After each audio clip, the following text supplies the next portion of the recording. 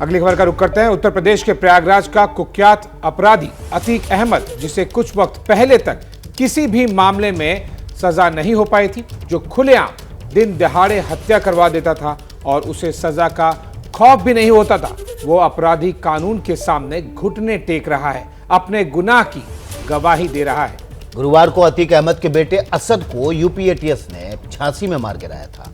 असद के साथ इनकाउंटर में शूटर गुलाम भी मारा गया। बेटे की मौत से टूटा अतीक अब पछता रहा है, अपने हर गुनाह को कबूल कर रहा है। आज हम आपको दिखाने जा रहे हैं अतीक अहमद के गुनाहों का सबसे बड़ा कबूलनामा।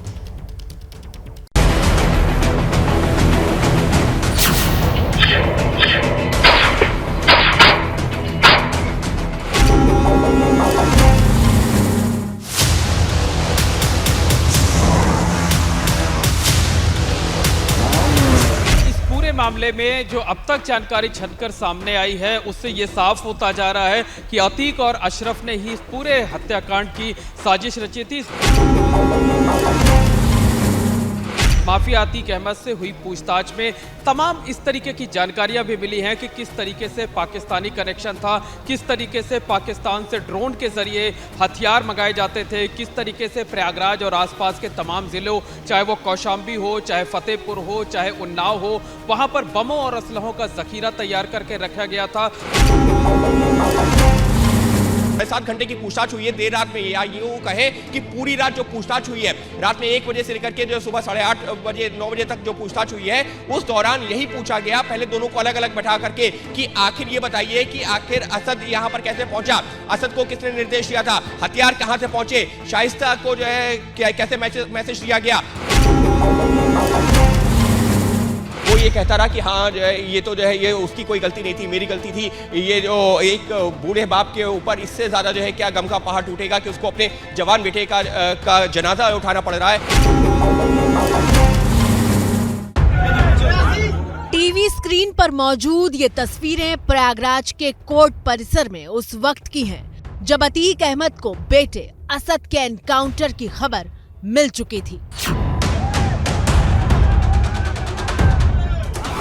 अतीक को यह बताया जा चुका था कि उसका 48 दिन से फरार चल रहा बेटा झांसी में पुलिस एनकाउंटर में मार दिया गया है।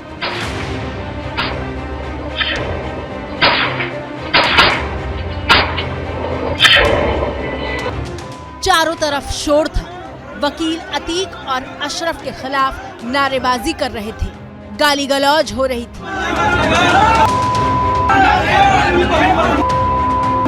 और इन सब के बीच माफिया अतीक अहमद मानो समझ ही नहीं पा रहा था कि आखिर हो क्या गया है।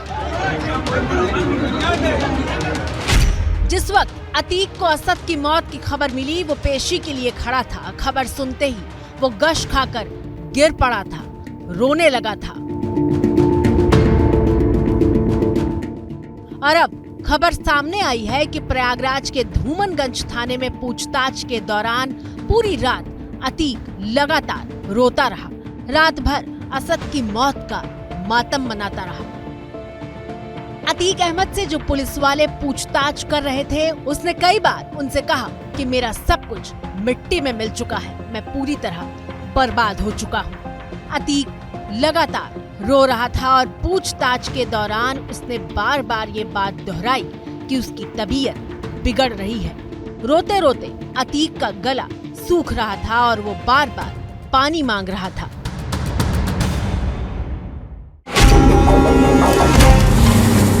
कोर्ट के अंदर ही हम लोगों को मालूम हो गया था कि इनकाउंटर हो गया है, तो अशरफ ने उनको बताया था और हम लोग सामने थे ही उनके, तो उन्होंने बताया कि उनका इनकाउंटर हो गया और गुलाम का इनकाउंटर दोनों आदमी को। उसके बाद अतीक का क्या रिएक्शन था, आप लोग वहाँ पर क्यों थे?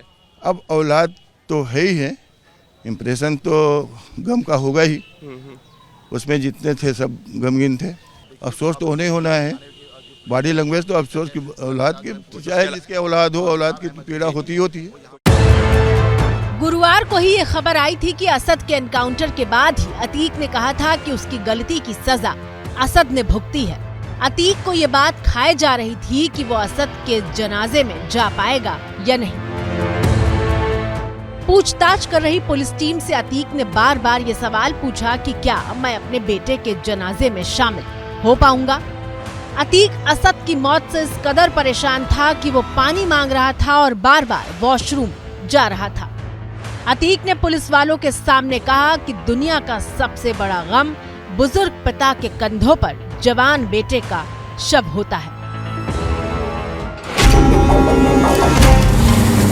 अतीक पुलिस के सामने फूट फूट कर रोने लगा और बार बार यही कह रहा था कि मुझे पहले अपने बेटे के जनाजे में शामिल होने दो। अतीक इस बात को जानता था कि कोर्ट से इजाज़त नहीं मिली है और कानून के हिसाब से चलता है, इमोशंस के हिसाब से नहीं चलता। बावजूद उसके वो पूछताछ में सहयोग नहीं करता और बार बारी पुलिस से अपने बेटे के जनाजे में शामिल होने की मिन्नतें कर रहा है। सूत्र बता रहे हैं इस दौरान कई बार असहज नजर आया सवालों को सुनने के बाद, तो कई बार अतीक अहमद और अशरफ दोनों उग्र हो गए।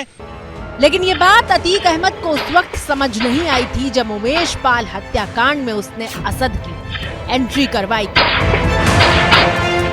असद के अंजाम का अंदाजा उसे तब क्यों नहीं हुआ जब हत्या की साजिश में उसने असद को अहम किरदार बनाया था। अतीक और अशरफ दोनों भाइयों से अलग अलग कमरों में बिठाकर पूछताछ की जा रही थी और ये पूछताछ प्रयागराज के उसी धूमनगंज थाने में हो रही थी जो उमेश पाल हत्याकांड वाली जगह से सिर्फ 500 मीटर दूर है।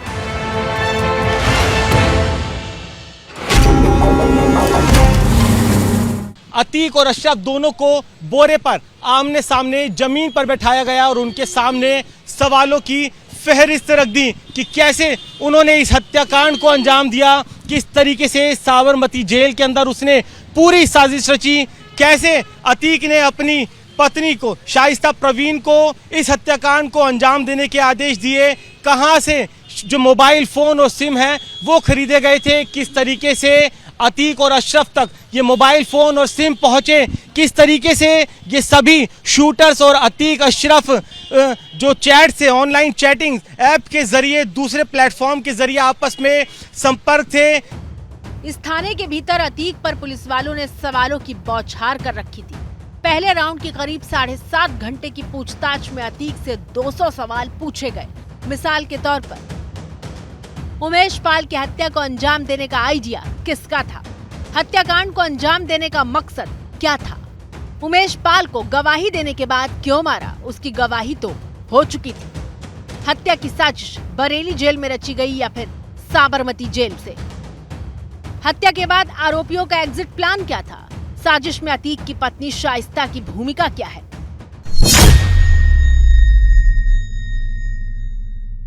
अतीक और अशरफ ने बारी बारी कर एक एक करके कई सवालों का जवाब दिया। सूत्रों से मिली जानकारी के मुताबिक प्रयागराज के धूमनगंज थाने में हुई पूछताछ के दौरान अतीक ने यह माना है कि उमेश पाल की हत्या में उसका ही हाथ था। अतीक के आदेश पर ही बरेली जेल से रची गई थी उमेश पाल की हत्या की साजिश।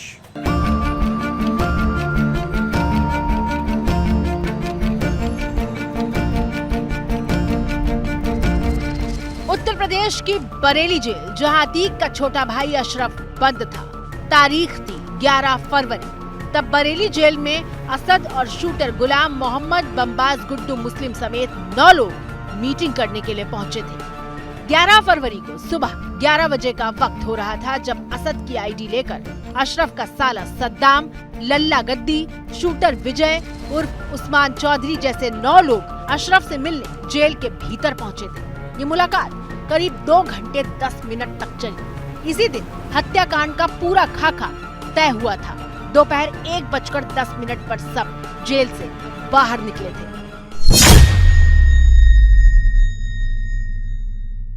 सूत्रों के मुताबिक बरेली जेल में अशरफ से मुलाकात जेल अधिकारियों से साठगांठ से हुई थी और ठीक उस जगह पर हुई जहां पर सीसीटीवी कैमरे नहीं लगे हुए थे। इस मुलाकात के ठीक 13 दिन बाद उमेश पाल की हत्या कर दी गई थी। क्या मजबूरी है मेरी बताइए?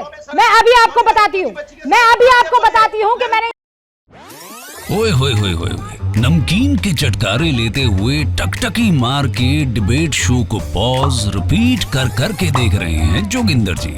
इनकी तरह आप भी देखें अपनी फेवरेट डिबेट्स को रिपीट कर और डाउनलोड कीजिए एबीपी लाइव ऐप अपने स्मार्ट टीवी पर।